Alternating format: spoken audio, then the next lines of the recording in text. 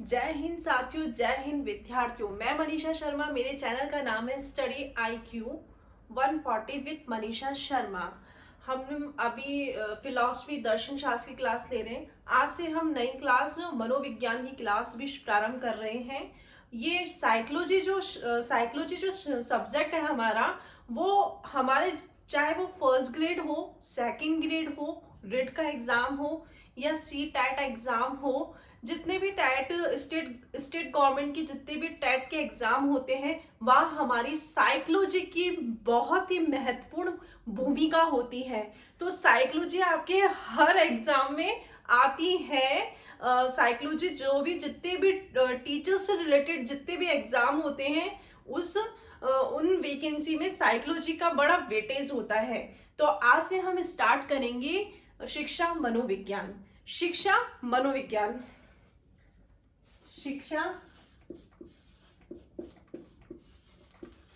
मनोविज्ञान। अब आपको दिख रहा है मनोविज्ञान खाली जो पढ़ते हैं वो साइकोलॉजी, और वो एजुकेशन में जब जुड़ जाती है उसको एजुकेशन साइकोलॉजी कहते हैं। अब यहाँ हमको शिक्षा से रिलेटेड पढ़ना है, इसलिए हम इसे शिक्षा मनोविज्ञान में पढ़ेंगे। शिक्षा मनोविज्ञान ये दो शब्दों से मिलके बना है आपका शिक्षा, और ये मनोविज्ञान। अब आपको पता है शिक्षा हमारे शिक्ष धातु से बनी है, जिसका अर्थ होता है सीखना। जिसका अर्थ क्या होता है? सीखना। शिक्षा शिक्ष धातु से बनी है। पहले हम पूरा शिक्षा के बारे में पढ़ेंगे, क्योंकि हमारे जो साइकोलॉजी में है, मतलब यहाँ पे जो होता है वो डेफिनेशंस में से बहुत क्वेश्चंस पूछ लेते हैं। इंडिविजुअल आपके शिक्षा में से भी पूछ लेते हैं, और इंडिविजुअल आपके मनोविज्ञान में से भी पूछ लेते हैं, और कंबाइंड शिक्षा मनोविज्ञान में से भी आपकी डेफिनेशन पूछ लेते हैं। तो पहले हम शिक्षा पढ़ेंगे और शिक्षा को पूरा समझेंगे, शिक्षा का अर्थ, शिक्षा की परिभाषा, इसके बारे में अपन अध्ययन करेंगे। तो मैंने बताया है शिक्षा मनोविज्ञान। शिक्षा मनोविज्ञान दो शब्दों से मिलकर बना है, शिक्षा प्लस मनोविज्ञान। शिक्षा जो है वो हमारी शिक्ष धातु से बना है, जिसका अर्थ होता है सीखना।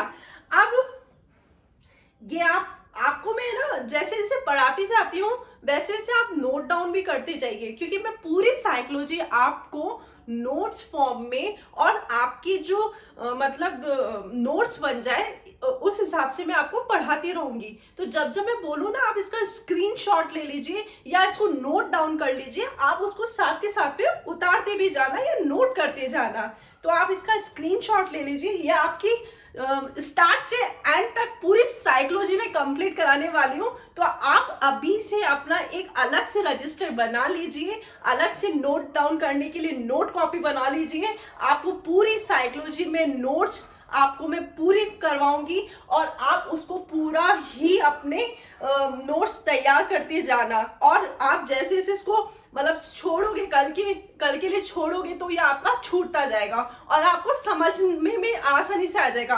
और एक बात और विद्यार्थियों, मैं आपको ये समझाना चाहती हूँ कि जो साइकोलॉजी जो सब्जेक्ट है ना हमारा, वो हमारे तीनों ग्रेड में आता है। तीनों ग्रेड में आने की वजह से क्या होता है कि आप देखोगे जब हम फर्स्ट ग्रेड का एग्जाम देते हैं, तो वहां पे जो क्वेश्चन का स्तर होता है वो थोड़ा सा हाई लेवल का होता है, और सेकंड ग्रेड का एग्जाम देंगे तो थोड़ा सा कम, और रिट में देंगे तो नॉर्मल। तो हमें क्या है, साइकोलॉजी जो है हमारा, हम देखते हैं कि जो हमारे पास थर्ड ग्रेड के जो शिक्षक पढ़ाते हैं विद्यार्थियों को, वहाँ हमारे पास मतलब लेवल 1 में 1 से लेके 5 तक की क्लास के होते हैं, और लेवल 2 में हमारे पास 6 से लेके 8 तक के विद्यार्थी होते हैं। और हमारे पास जो सेकंड ग्रेड में जो होते हैं वो 9-10 के विद्यार्थी होते हैं, और फर्स्ट ग्रेड में हमारे पास 11-12 के विद्यार्थी होते हैं। तो कहने का मेरा अभिप्राय ये है कि जब हम साइकोलॉजी पढ़ते हैं तो हमें मतलब जिस लेवल की हम तैयारी कर रहे हैं और जिस लेवल को हम तैयार कर रहे हैं, तो हमें ये सोचना है, अगर हम लेवल 1 और लेवल 2 की तैयारी कर रहे हैं तो हमारे पास कौन सा विद्यार्थी आने वाला है, और अगर हम सेकंड ग्रेड की तैयारी कर रहे हैं तो 9 से लेके 10 तक के बच्चों की क्या साइकोलॉजी हो रही है, ये दिमाग में हम जब बैठा के साइकोलॉजी याद करेंगे या पढ़ेंगे, तो मैं गारंटी से कहती हूँ कि आपका साइकोलॉजी का क्वेश्चन एक भी गलत नहीं होगा। और अगर हम इसको अगर समझ के और ये सोचे, मानसिकता ही बनाए कि इस एज के बच्चों की ये साइकोलॉजी होगी, इस एज के बच्चों की ये साइकोलॉजी होगी, इस एज के बच्चों की ये साइकोलॉजी होगी, तो हम साइकोलॉजी को बहुत आसानी से याद कर सकते हैं। तो पहले आप इसे उतार ले, मतलब इसका स्क्रीनशॉट ले लीजिए या नोट डाउन कर लीजिए।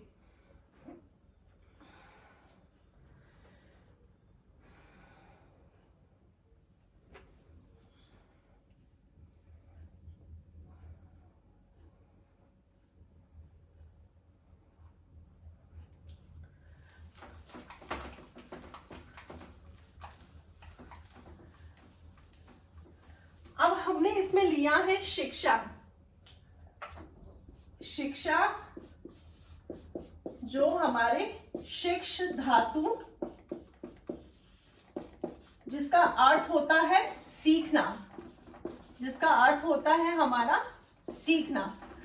अब शिक्षा शिक्ष धातु से बना है जिसका अर्थ होता है सीखना। अब इसमें क्या होता है कि इसमें जो मानने वाले हैं हमारे दो विद्वान हैं। एक है जॉन एडम्स,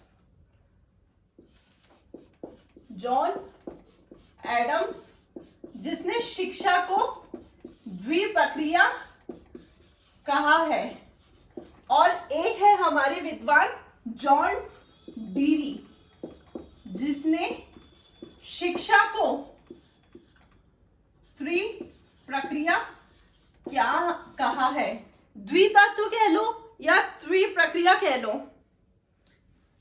या त्रिध्रुवीय प्रक्रिया कह लो। अब आपका जो जॉन एडम्स है, इसने कहा है द्विप्रक्रिया, मतलब इसके अंदर आपके शिक्षक और प्लस शिक्षार्थी होंगे, और जॉन डीवी ने कहा है इसमें आपके शिक्षक और शिक्षार्थी तो है, साथ में इन्होंने क्या कहा है, इसके अंदर आपका सिलेबस भी है, पाठ्यक्रम भी है। शिक्षक, शिक्षार्थी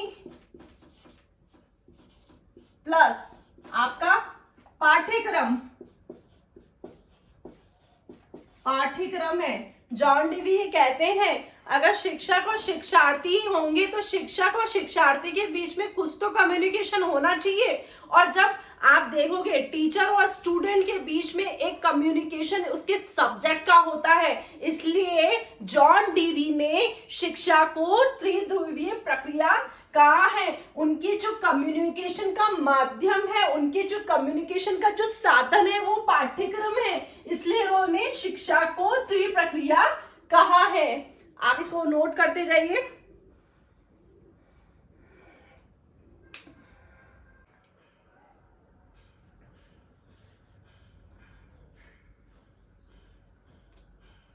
ये जो आपके जॉन डीवी है, इन्हें प्रथम शिक्षाविद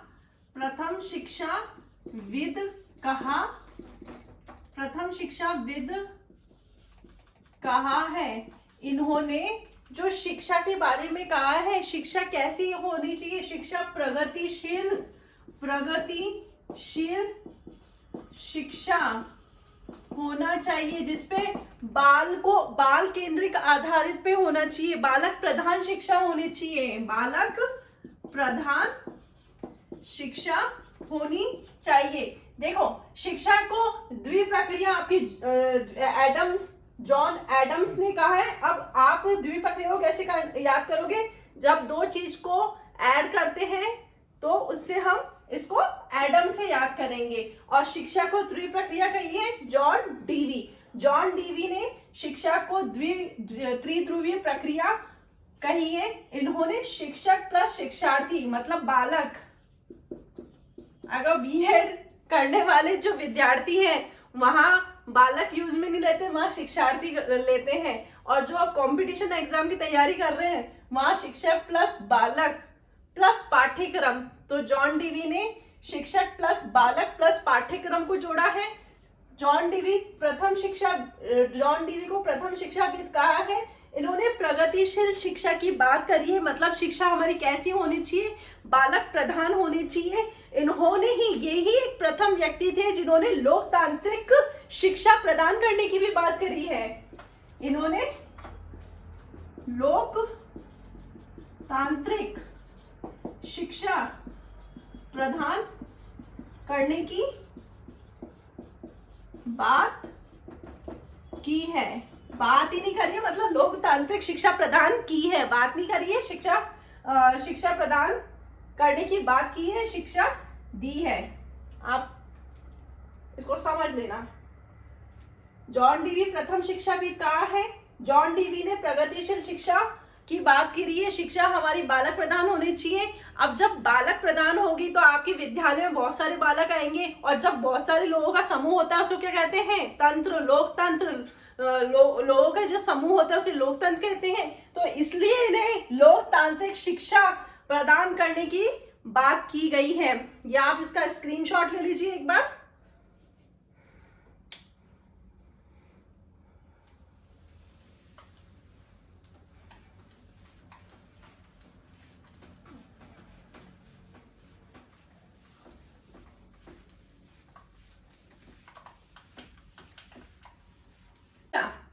शिक्षा को इंग्लिश में हम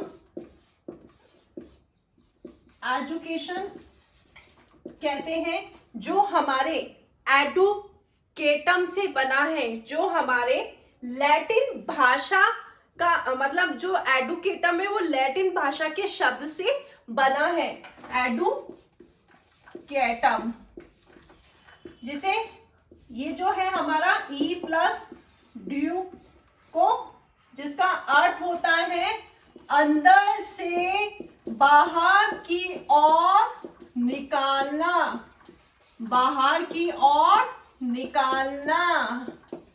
देखो क्या होता है विद्यार्थियों, जो भी हम कुछ सीखते हैं या कुछ भी ग्रहण करते हैं हमारे मस्तिष्क में आता जाता है। जो विद्यार्थी, जो साथी, जो भी व्यक्ति जिस हिसाब से जिस चीज को सीखता है वो अपने अंदर जो भी उसके अंदर ज्ञान होता है उसको वो बाहर निकालता रहता है। इसलिए ही इसको हम अंदर से बाहर की ओर निकालना कहते हैं। एडुकेटम की तरह, मतलब इसको एक तो वर्ड काम में लेते हैं हम, एडुकेटम, दूसरा है एडुसियर, तीसरा है आपका एडुकेयर।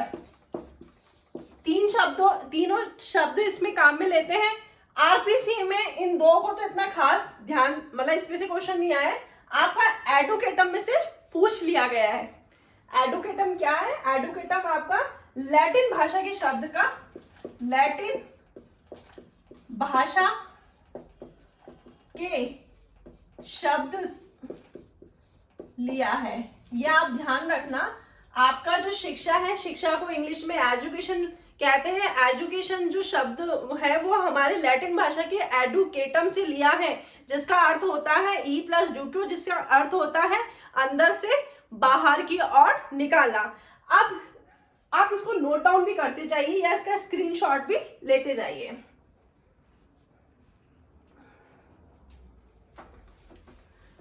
अब हम पढ़ेंगे एजुकेशन का अर्थ। एजुकेशन का अर्थ, इसका अर्थ जो है वो हमारे एक संकीर्ण अर्थ के रूप में है, दूसरा है हमारा इसका व्यापक अर्थ में। अब आप क्या देखोगे कि जो एजुकेशन है हमारा, मतलब जो एजुकेशन है वो हमारे दो रूप में है। उसका अर्थ है संकीर्ण अर्थ में और एक है व्यापक अर्थ में। संकीर्ण अर्थ में क्या होता है? जिसका समय स्थान निर्धारित होता है,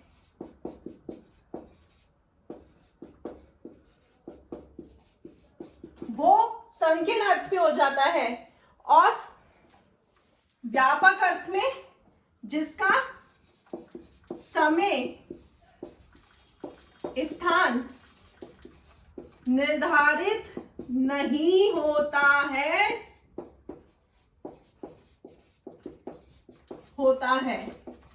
अब विद्यार्थियों इसको समझना। संकीर्ण अर्थ, जैसे हम स्कूल कॉलेज जाते हैं, क्लास का टाइम ये है, हिंदी की क्लास का समय ये है, स्कूल हमारी ये है, स्कूल में हमें समय पे जाना है, समय पे क्लास होगी, वो सब निर्धारित होता है। और जिसका समय स्थान निर्धारित नहीं होता है, जैसे कि मैं आपको पढ़ा रही हूँ, मेरा कोई समय नहीं है, मैं जब इस क्लास को अपलोड करूंगी, जब आपके पास आएगा और आप जिस समय देखोगे, इसका कोई समय स्थान निश्चित नहीं है, आपको पता नहीं मैं कहाँ से बैठ के इसका क्लास बना रही हूँ, आपको पता नहीं मैं किस समय बना रही हूँ। जिस शिक्षा का समय और स्थान निर्धारित नहीं होता है, वो आपका व्यापक अर्थ में लिया जाता है, जैसे कि आजकल की ऑनलाइन क्लासेस, ठीक है, और ये आपका आ जाएगा स्कूल क्लासेस। ये आपको मैंने समझाने की पर्पज से इनके एग्जाम्पल लिखे हैं, आप इसको एक बार उतार लीजिए या इसका स्क्रीनशॉट ले लीजिए।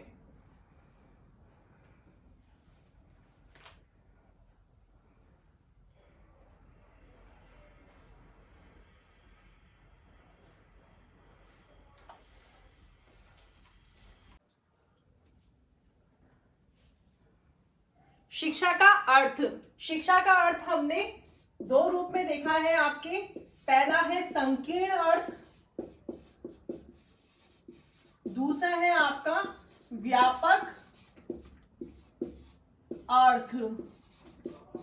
संकीर्ण अर्थ और व्यापक अर्थ, इसमें हम 3R कॉन्सेप्ट लेते हैं, और इसमें हम 4H की जो अवधारणा है वो हमारे गांधी जी ने दी थी। 4H की जो हमारी अवधारणा है वो हमारे गांधी जी ने दी थी। 3R में क्या आता है आपका? राइटिंग, रीडिंग, और आपका आ जाएगा ये अर्थमेटिक। 4H में आपका आ जाएगा हैंड,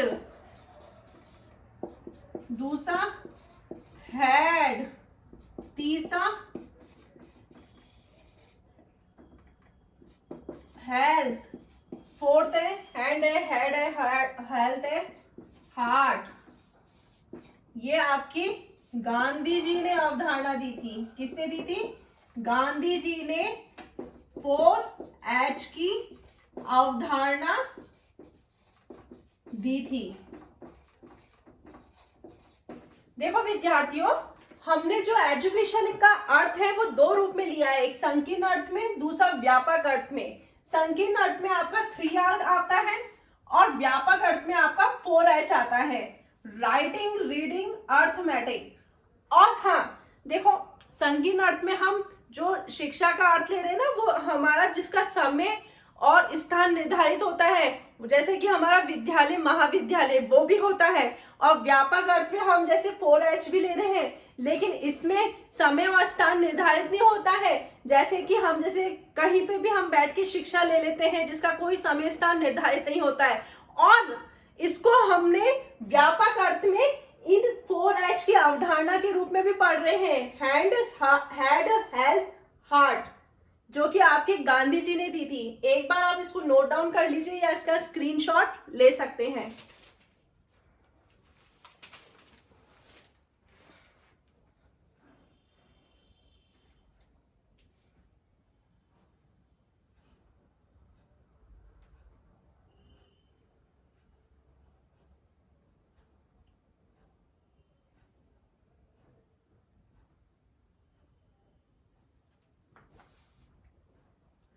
ये आपकी शिक्षा हो गई है, और इसमें हमने जो शिक्षा है ना, शिक्षा का जो रूप है वो 3 प्रकार का भी होता है। शिक्षा का जो रूप है वो हमारा 3 प्रकार का भी होता है। स्वरूप बोल लो, रूप बोल लो, या प्रकार बोल लो। जो भी आपकी भाषा लिखी हुई आती है प्रश्न में वो आपको समझ में आना चाहिए। एक होता है आपका औपचारिक शिक्षा, दूसरी होती है आपकी अनौपचारिक शिक्षा,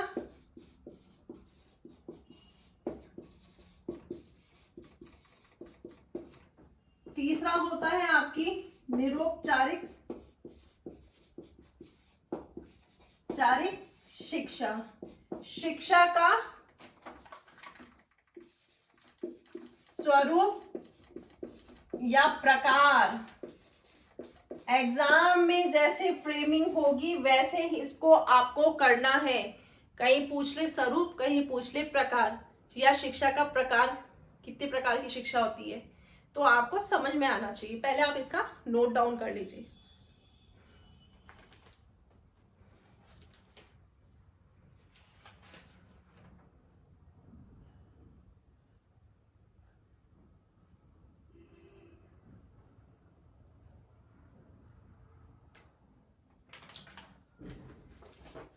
अब क्या है, ये हमें पता होना चाहिए औपचारिक शिक्षा किसे कहते हैं, निरौपचारिक शिक्षा किसे कहते हैं, अनौपचारिक शिक्षा किसे कहते हैं।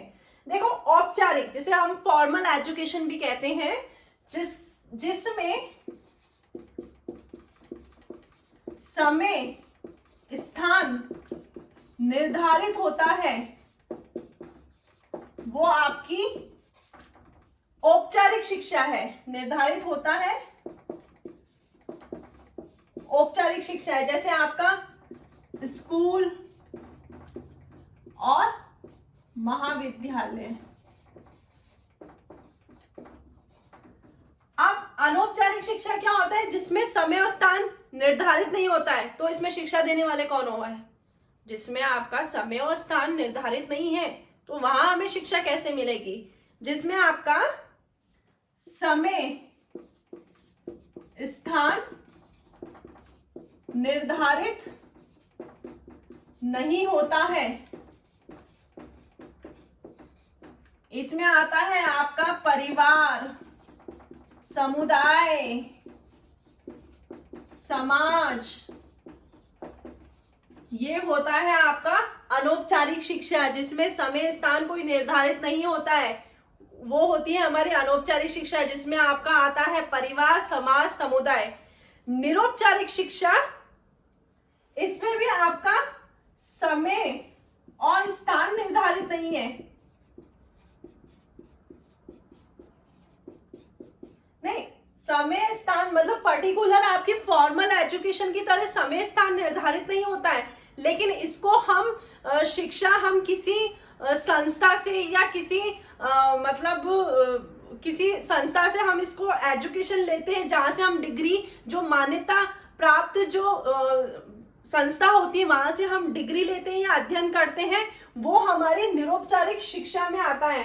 ये मतलब इसके अंदर शिक्षा आती है दूरस्थ स्थानों से शिक्षा ग्रहण करना आपकी निरौपचारिक शिक्षा है। जैसे आपका इसमें आ जाएगा इग्नू आ जाएगा आपका, और कौन सा आ जाएगा, कोटा ओपन कोटा विद्यालय, महाविद्यालय आ जाएंगे, खुला महाविद्यालय, खुला महाविद्यालय। एक बार आप इसका स्क्रीनशॉट ले सकते हैं या इसको उतार सकते हैं।